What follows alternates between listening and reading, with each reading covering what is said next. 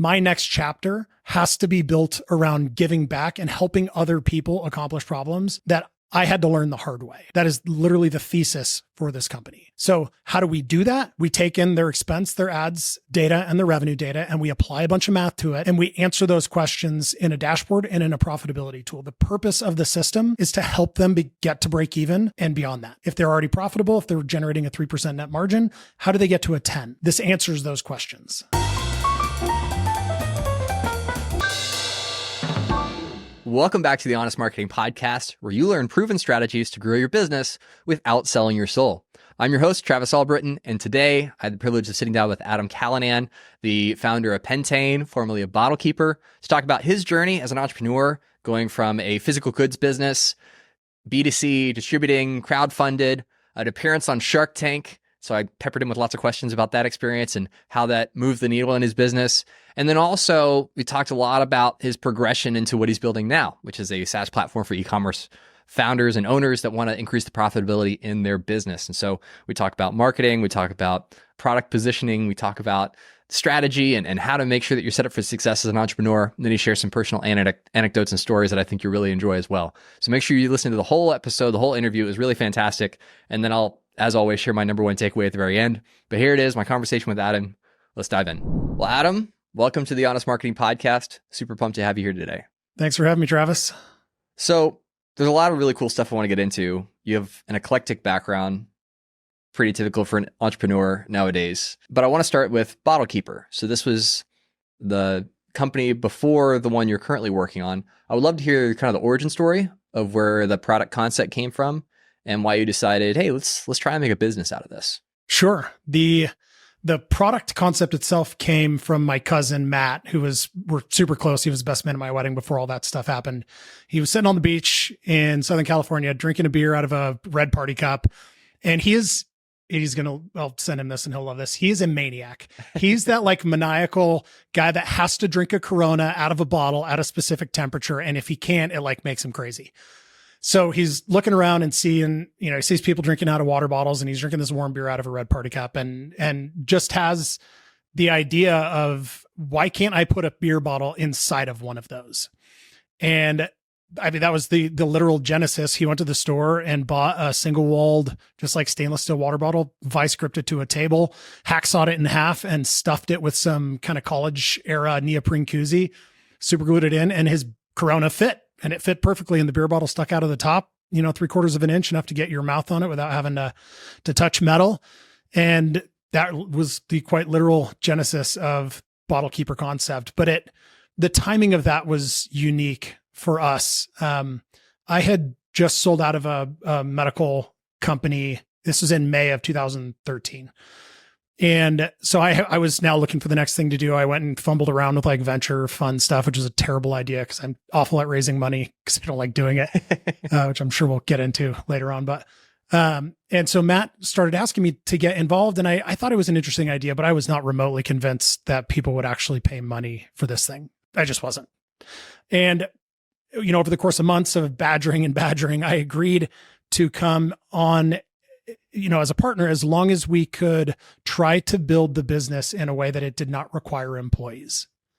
And that was a very, very intentional guardrail because the company before that was, 80 people in multiple states and delivery vehicles and warehouses and just stuff. It was really difficult to manage. It was hard to get away from. It certainly could have been done better, but learning from that and being fresh out of that, I didn't want to do that again. I wanted to do the opposite. So I put up a landing page. I shot a video on a GoPro on the beach with just kind of the product in action and put up a landing page and spent $500 on Google AdWords to send people to the site and just see if we could collect emails. And this was just sort of an initial proof of concept to see if we could get people that weren't our aunts and uncles interested in what the product was. And it worked. Like, it wasn't a 12% conversion rate, but it was 2%. It was something it was enough to say, okay, maybe there's something here. But I was still not convinced that we were going to get people to pay real money for it, more than a $5 kind of tchotchke gift at Spencer's. And so we went to the next phase, which was critical and a really helpful way to prove a concept like this. We went to crowdfunding. It wasn't an expensive company to start. We self-funded it. I think each of us put in 10 grand was the entirety of what we had to put into the company. And this was after it was proven out, but I wanted to prove that we could get complete strangers to put in their credit card information and click buy at a real price point. And so we did that. We ended up on Fundable. I knew the guy that owned Fundable, and we got kicked off of Kickstarter because it wasn't an art project and they were focused on art projects at that time. And it worked really well. We did something like 320% of our goal and sold 1,000 units to strangers all over the country. Actually, there were a couple of other countries that we sold them into as well. So it just kind of kept happening and proving my thoughts around what the product is and could be completely wrong. So that was in fall of 2013. We shipped that first product the first week of January. Of course, we missed Christmas by 10 days, which was awesome. And the company, sort of fumbled along as we tried to figure out how to acquire customers. I mean, when you're trying to build a business where you're the only person, or in our case, 2 people in it, you have to do 100% of everything. And for me, I am a science nerd and I like puzzles. And so I like figuring those things out. That's part of who I am. And we just had to figure it out. We put up a little bit of a Chinese wall and split the company in half, where Matt was responsible for more of the finance, operational, inventory, manufacturer stuff. And I was responsible for everything that a consumer would see. So the website, the branding, the voice, the images, the paid media, Facebook, all that stuff. And later that summer of 2014, we got lucky. And what happened was Facebook launched their video ad platform in about August. And we finally got to put some dollars behind showing a consumer how this product worked in action, because we see water bottle, we think water bottle. You really needed to see BottleKeeper moving, and being able to use video ads on Facebook changed everything. I mean, went from $2,000 or $3,000 a month of fumbling around to 40 to 80 to 120 to 200. And we sold out a product, in the middle of December. And then that happened consistently for the subsequent 3 years. So there's a couple of things that I love about that story. The first one is approaching a new business opportunity with healthy skepticism, which is usually the polar opposite of what most entrepreneurs do, which is like, I just found the cure for cancer. It's the best thing ever. Everyone's going to want it. Yeah. And you spend all this money on infrastructure and building out this whole team and this apparatus. And then you go to market, and then all of a sudden you realize, it doesn't actually cure cancer. And nobody wants this, and nobody wants to pay for it. Yeah. And so you've invested all this time, energy, effort into building something because you think it's a good idea, instead of letting the market persuade you or convince you to invest in it. So people are generally convinced that they know, and this is completely normal. This isn't a bad, the outcomes of it can be bad, but it's completely normal. We are naturally convinced to think that we know the answers. And in reality, when you're creating a product, you are not an average consumer. As the creator, the founder, the CEO, the whatever you are in your place, you are not an average consumer. The people that work with you are not average consumers. So you have to stop thinking like an average consumer and let the average consumers tell you the answers to the questions with data. Yeah, that's what in marketing speak we call the curse of knowledge, right? Where you're too close to it. Sure. You know too much about it. You make too many assumptions about what other people know about it. And so then your judgment is clouded. Your ability to actually perceive objectively the real landscape is impossible. You have to rely on outside feedback to give you those indicators. Now, the other thing that I'm curious about, because this is not a software product, BottleKeeper. This is a physical product. And so the idea of doing a physical product that's consumer focused with 2 people, like starting with 2 people and saying, we're not going to hire employees, that sounds a little outlandish to me. So walk me through how that actually worked, like how you applied the systems and the processes and connected all the pieces together in order to keep your overhead super low and still be able to ship these products. The foundation for that is setting the guardrail to say, we're not going to cross this line. Like, period. We're not going to cross the line. If an opportunity comes up and it requires us to hire a person to do it, we're going to say no to it. Not forever. But, you don't have to commit to something forever. But for right now, for where we are in this business, we're going to say no to it until the time is right. And that's a decision that we get to make then. And then you get to lean on software and technology to automate everything. In 2014, timing is always a lucky part of any enterprise, right?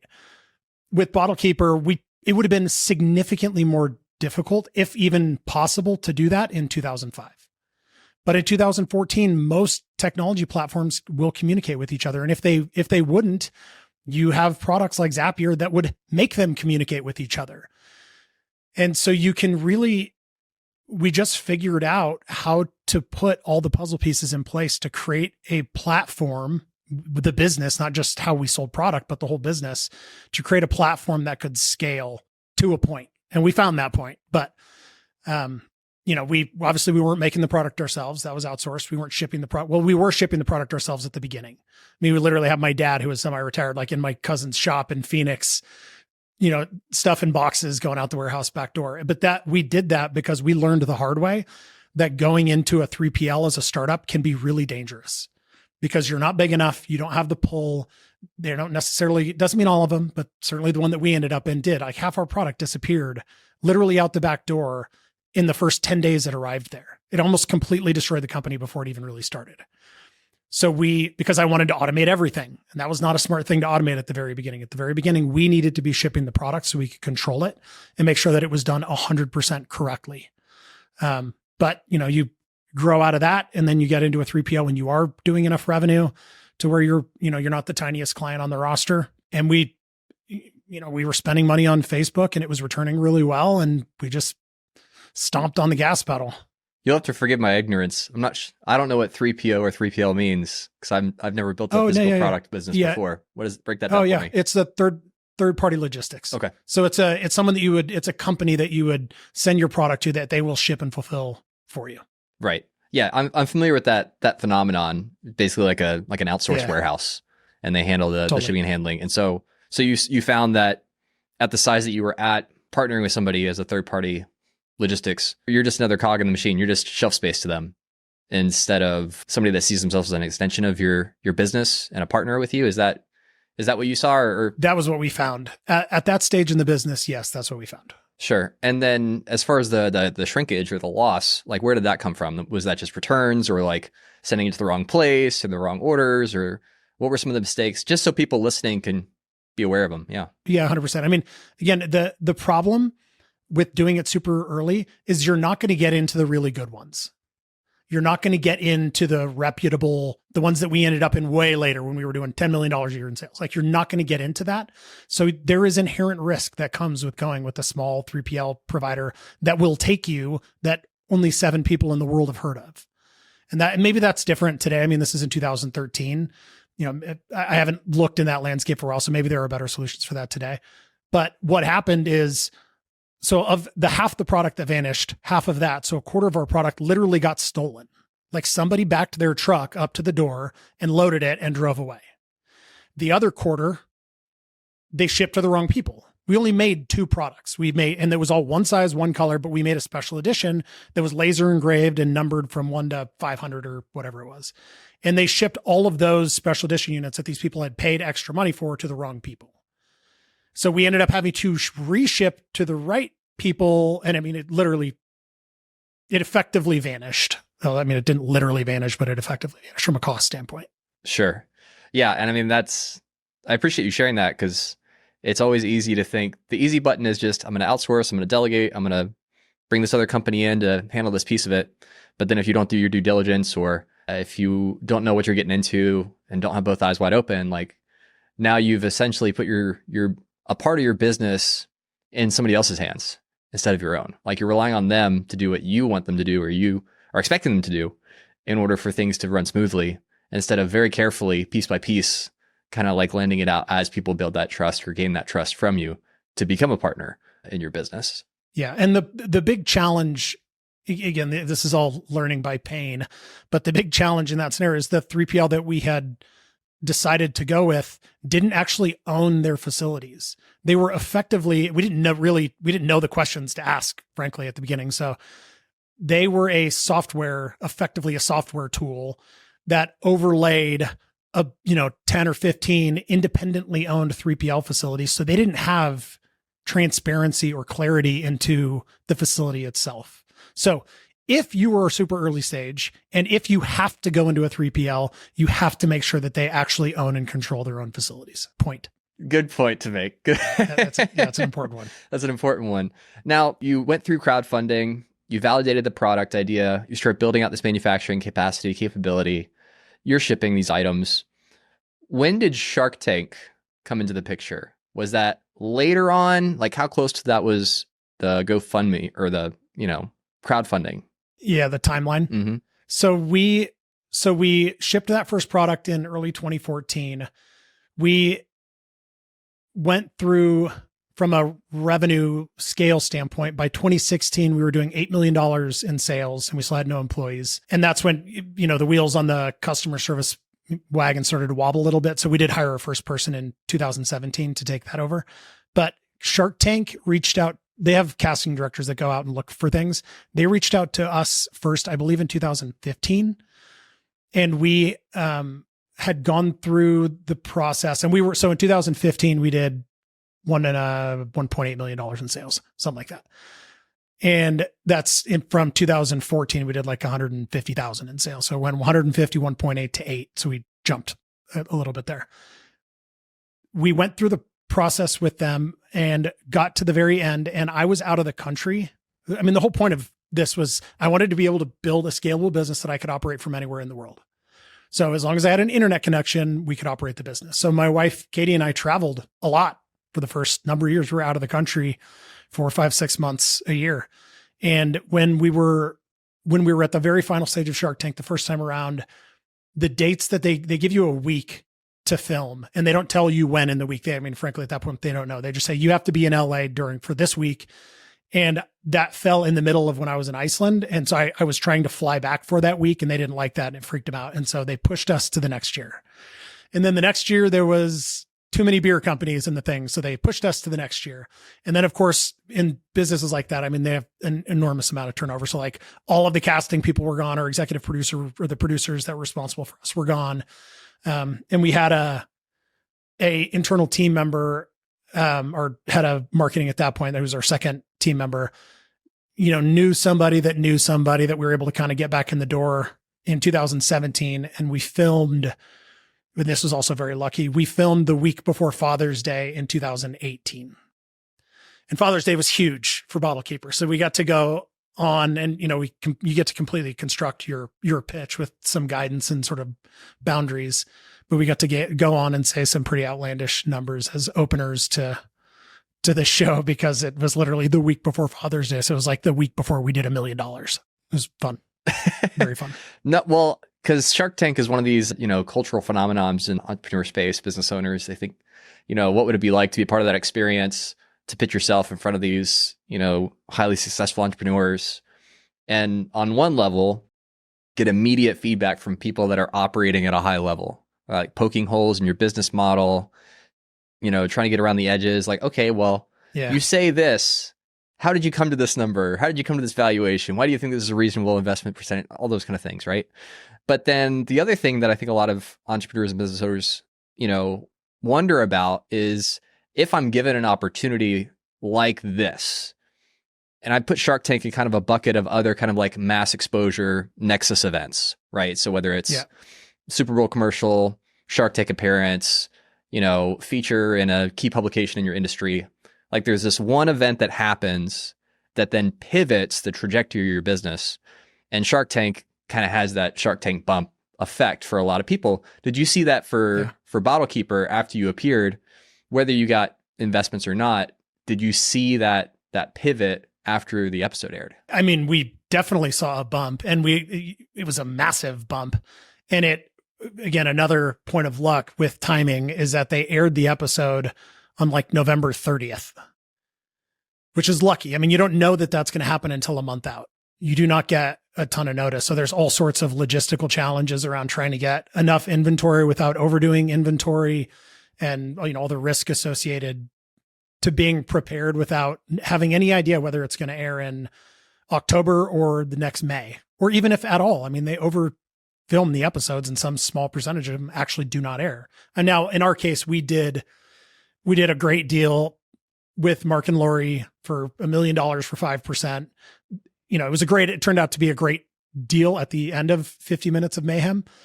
And so I was pretty unconcerned that they weren't going to air the episode. And we had Alex Rodriguez was one of our guest judges. And so we built, at the beginning of the pitch, we had built this whole thing around him throwing a ball at a BottleKeeper on stage. And we knew that if we had A-Rod throwing a ball on TV, there's no way they're not going to air that episode. So there was a lot of strategy that we had implemented going into into the episode to try to control for that. But I mean, it was a huge bump. We could directly attribute something like an additional $1 million in sales in the 5 days after the airing, just from Shark Tank.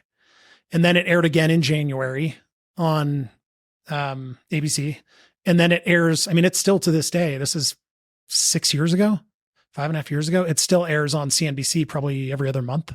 So they're still getting bumps from that. It's crazy. That's incredible.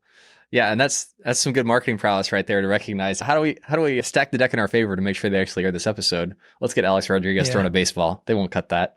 That's really smart. Yeah, they actually used it in the promo reel, which is what we thought might happen. But yeah, it worked perfectly. That's great. Yeah, did really and then what was it like working with investors? Like you said, it was Mark and Lori were the two that invested. What was that experience like?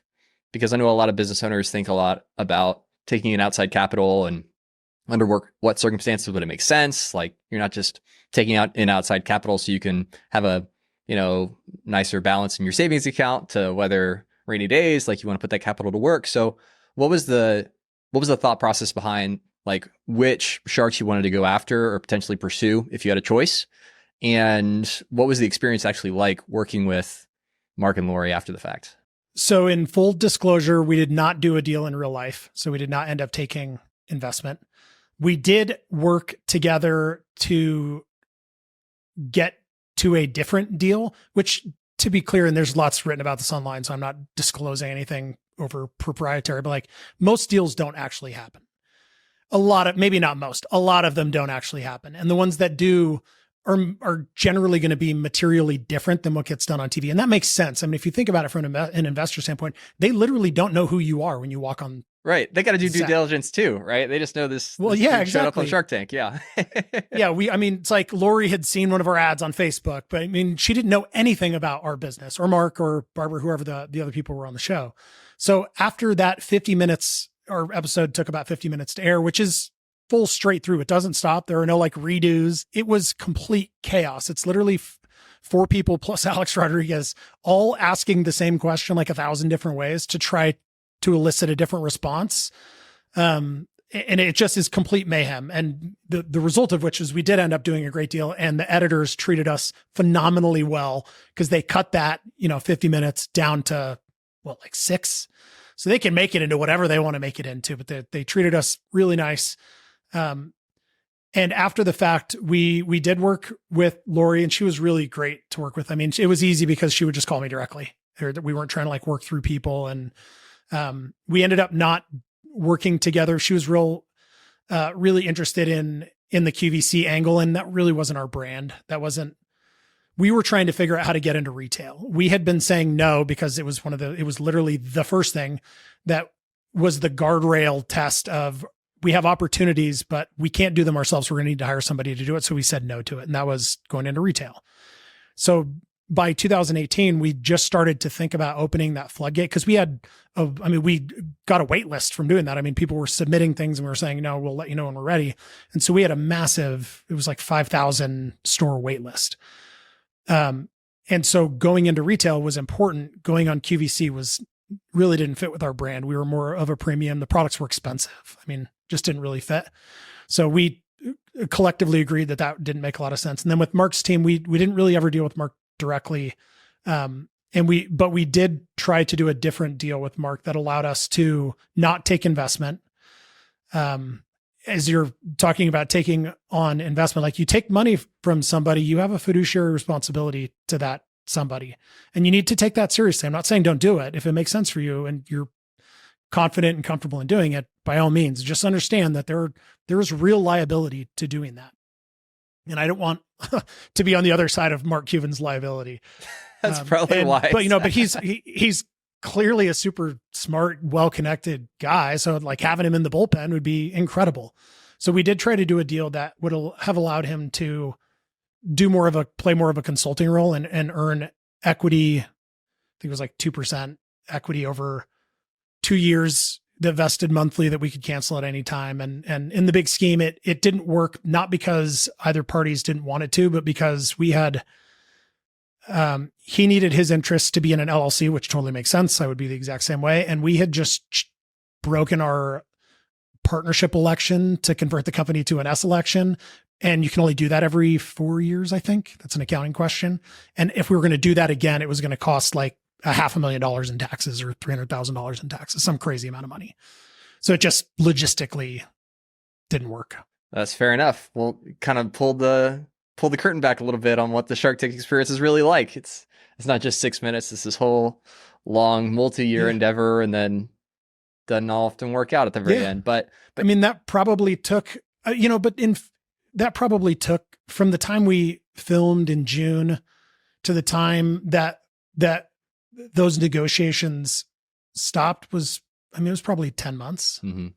We could have done it faster. I mean, while they're due diligencing us and we're due diligencing them, they're also due diligencing the other 32 companies that they agreed to put money into on a TV show. Right. So, there are certainly ways that you can speed that up and help to mitigate that risk. I mean, frankly, we probably could have figured out the LLC stuff at the beginning and not tried to figure it out at the end. But in our case, it was an amazing experience. I would absolutely recommend, push any company that has the ability to do it, even if your episode turns out awful. Like it doesn't matter. Like there is so much free customer acquisition that comes out of that. And if you end up with doing a deal and you get a shark that can be helpful for you, and you also get the publicity that keeps going, like there's not a downside.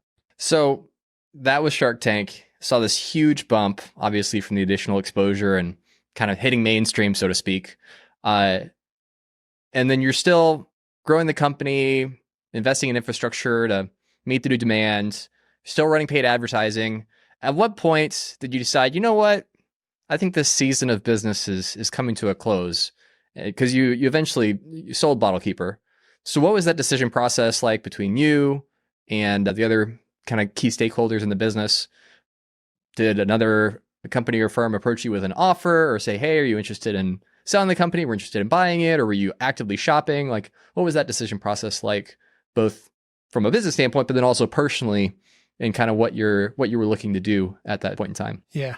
So if we go from 2018, which was an incredible year, and continue moving down the timeline, there were a lot of challenges that came with growth. And as the company got bigger, I'm like a startup junkie. I like the early stage, building, problem solving, hacking, like figure it out, testing it.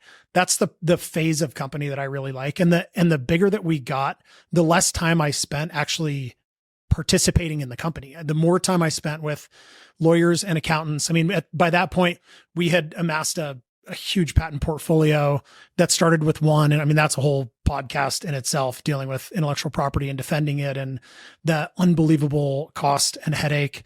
It's important. That's ultimately one of the main drivers for the acquisition that ended up happening. But managing we had more than 40 patents at the time of acquisition. So like managing a portfolio like that and policing it and putting all the tech and things in place, it's a slog. It's not fun. That's not the fun part of the business to me. And so we had just got to the point where, I'm sure you get to talk about here a lot. Acquisition costs are increasing because you had so much more demand and, a relatively static amount of supply in ad markets.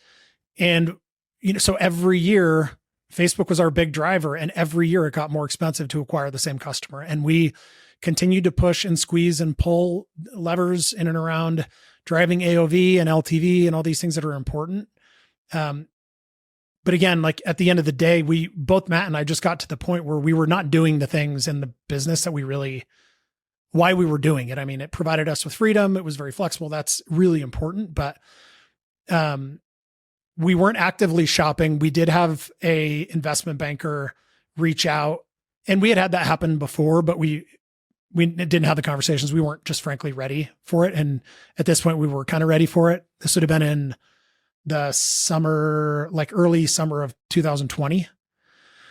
And so we started down a process with that company's client and had a term sheet, and then had another company appear, which is always helpful when you're going through an acquisition. And that company was a large private equity group that just acquired Arctic Outdoors, which is a outdoor brand and a much, much bigger than us outdoor brand. And they were looking for other companies to acquire in that world. And so we were able to lean on the fact that we already had a term sheet and we're in active diligence with another partner to get them to move really, really fast. And they moved outrageously fast. And we ended up going that route and closed on that deal with WindPoint in March of 2021. And it was a complete exit. We didn't, a lot of times you hear about private equity transactions or really any transaction where the founders have to stay on, invest out for 2 years or 3 years with earnouts and a bunch of complicated, difficult things. And we were definitely, we'll do it, but we were completely out by this date. We don't want to own 2%, so we get dragged along for forever. So it was a really clean, they were great to work with. They did and said everything that they did everything that they ever said they were going to do. So it was really a positive experience. Well, that's great. And I really admire your introspection and kind of recognizing, this is kind of hit the ceiling of what becomes personally enjoyable, because once you build something, it's easy to kind of hold on to it beyond when you need to, especially if you've built it to be sellable, where you're not like the corner piece of everything, or it's built around your personal brand. And so, because there's always this thought of, well, maybe if I wait another year, we could get 20% more, or, but just kind of knowing when to call it and say, this has been a fun ride. Let's see what's next. I think is really admirable, because it's not always the easiest thing to do. And it's like, well, we're making, 8 million, 10 million, 15 million a year. It's not bad. Not a bad business. Not many businesses hit that mark. Yeah. So yeah, I'm not just like blowing smoke up your butt. Like, I'm really impressed. I appreciate that. I mean, it's just like by the end, it just got hard. It was so much harder for the wrong reasons. Yeah. We could never figure out how to get off the Facebook teat, so to speak. We tried and tried. I mean, in hindsight, there was a lot that we were not doing right. And those are the things I get to learn from and move forward on, but it was just time. So now you've pivoted. Your current venture is called Pentane, and just explain a little bit about the origin of that business, the problem you're solving, your customers that you're working with, and how BottleKeeper helped inform this new business that you're working on. Yeah, I'll do that in reverse order. Fair enough. If we look backwards at BottleKeeper, there were boatloads of things that we did wrong and learned hard mistakes from, and there were a handful of things that we did really, really well. And one of those is putting up guardrails and being really strict with them. But the other is that we're both same super nerdy science degree. So we're both very data driven, science minded people. And I understand you have a history in rocket science. So fair enough. Yeah. So we could probably go down that rabbit hole some other day, but for sure. He had gone, when I went into the medical world, he had gone and got an MBA. So he had and was also operating a family business, doing alternative fuel conversion systems. So he had a mind for math and how to apply that math into a business for the decade that kind of led up to that.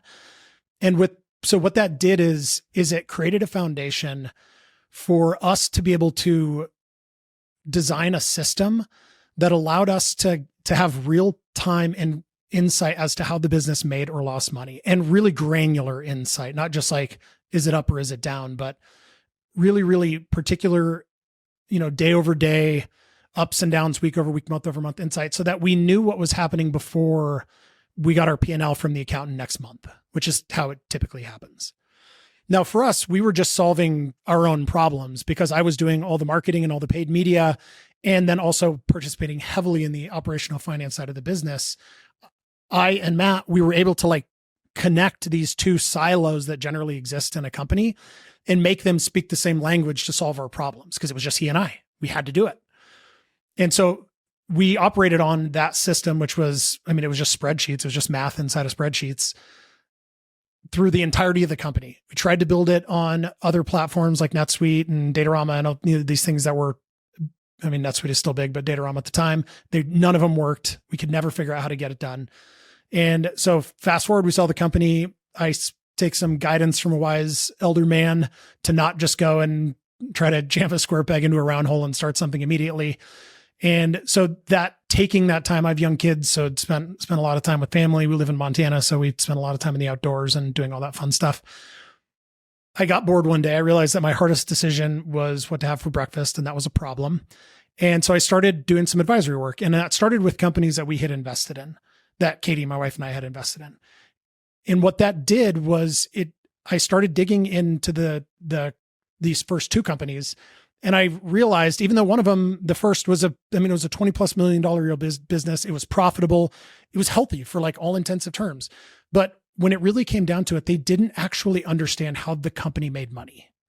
They didn't really understand how the company spent money. They knew on their P&L that they spent this amount and they made this amount. The difference between those two is their net profit at the end of the year.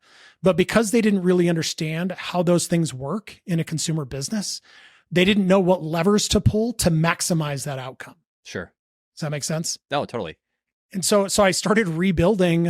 I mean, we had lost all this stuff in the BottleKeeper transaction. So I built completely different versions of all of this, but I started reconsidering the way that I could use math to solve some of those problems. And it created clarity around how they spent money and how they acquired customers. And the result of which is it increased their net profit by 50% the next year. They were already profitable. Like, it didn't take them from nothing to something. Like, it gave them the tools to get clarity around how to maximize that outcome. So fast forward a little bit, I get paid as an advisor to go in and help a company that's losing a lot of money. And this is a smaller business, say $2 million a year, roughly, consumer brand, e-commerce, and they're losing about $100,000 a month, and they have 5 months of runway left.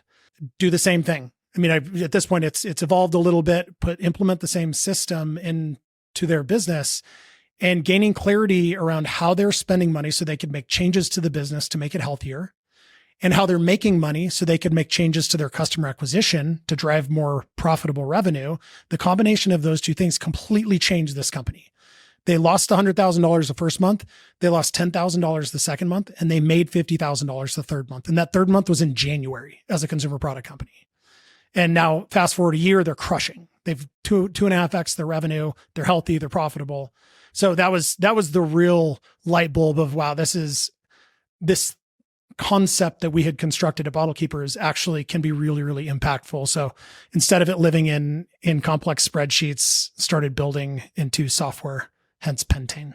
That is so cool. Now, I definitely agree with you. It's especially in an e-commerce type environment where you're not tracking things a quarter at a time. It's almost hour by hour sometimes, depending on what your inflow and your outflow looks like.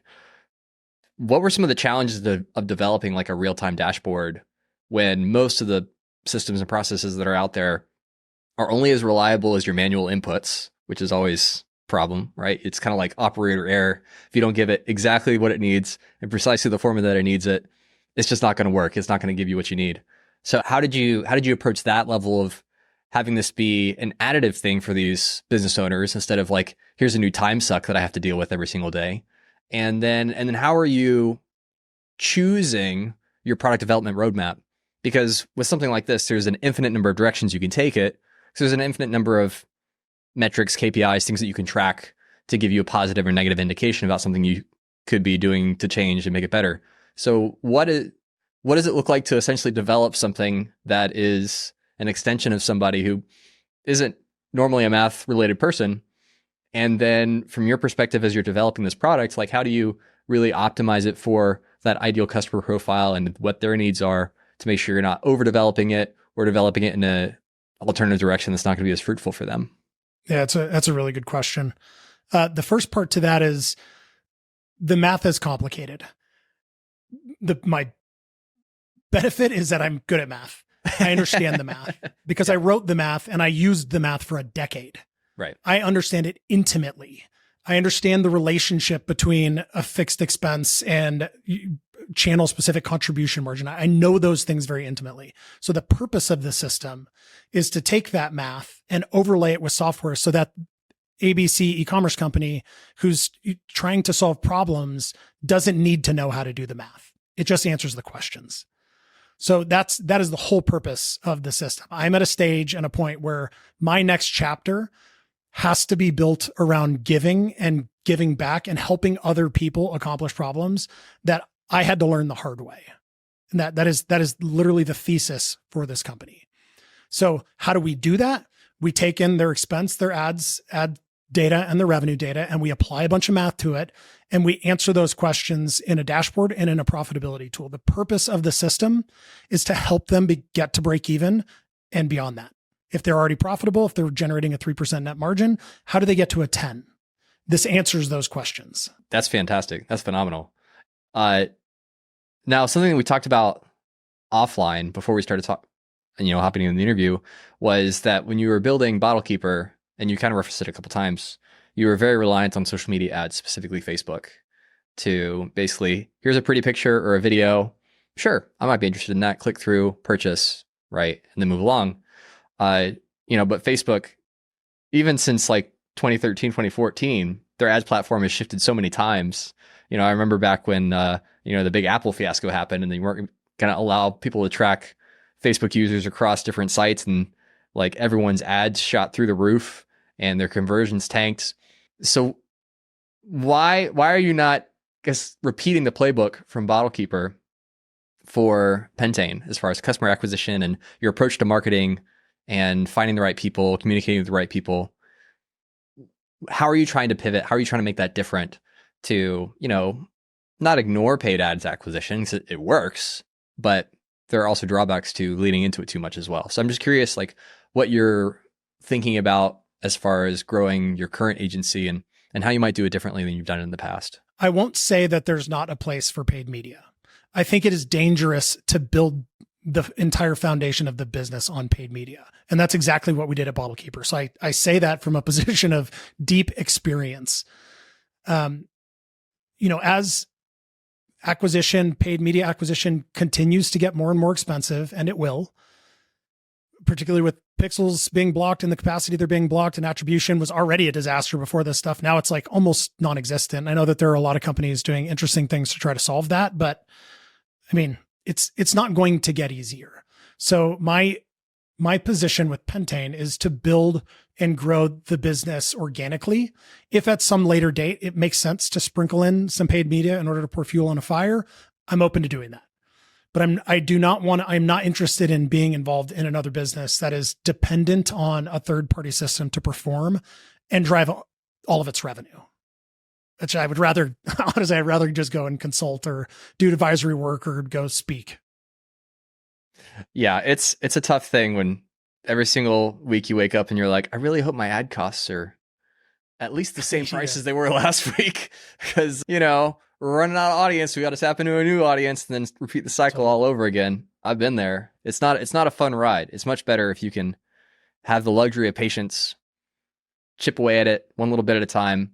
And I also just love your perspective of really seeing this as more of a legacy play. You're not looking to build another rocket ship that's going to catapult your personal wealth. It's really about giving back. And I think in the long run, that's going to be just an incredible asset for any business that works with you. Now, if anyone's listening, they're in the e-commerce space, they want to get help with understanding their profitability and what they can do to make it better, where should they go? What's the best first step to connect with you, to learn more about what you're building? And where should people go? Yeah, the best thing to do is go to pentane.com. We have, we have some resource there. We have a blog going there. There are demos there. And if, for honest marketing listeners, if they go to pentane.com/honest, we just set up a system, and this is the first time we've ever tried this, that we will take an e-commerce business and fully put them into a Pentane system, and they can use that full system for a month for $1. So that's very generous. We've found that, once you get to the point that you see your own data in the system and you see the direction that it provides with respect to the amount of revenue you need to drive to get to break even, which is probably different than what you think it is. And then as you start spending ad dollars, how the relationship between ROAS and revenue scale are inverse. So as revenue goes up, the needed ROAS to get to break even goes down quite a lot. So you get to see in real time how those things apply to your business and then track those outcomes with the dashboard. And it's an amazingly powerful tool that we've seen a lot of really positive things come out of. So we want to share it. That's awesome. All right. So it's pentane.com/honest is the unique web code for this podcast. Really appreciate that and your generosity there, Adam. Is there anything else? Anything I didn't ask? Anything that you want to leave with us before we wrap up? No, we are here to help. The whole premise of this next chapter in Pentane is to help early stage e-commerce businesses, roughly 1 million to 15 or 20 million, answer questions that they either don't know how to answer or in many cases don't really know to ask. So that's all built on my experience of lots of pain and blood and sweat and tears of doing that exact thing in that exact phase for the better part of a decade. Awesome. Well, Adam, thank you so much for your time, for sharing your expertise, your experience. And I know this episode is going to help a lot of people that are listening. So thanks again. I really appreciate that. Thanks, Travis. So the thing that really stuck out to me about Adam's story and the things that we talked about, I mean, there were a lot of them, but if I had to pick one, it was this theme of having boundaries set up in your business, guardrails to help you make sure that you're building the kind of business that you want to build.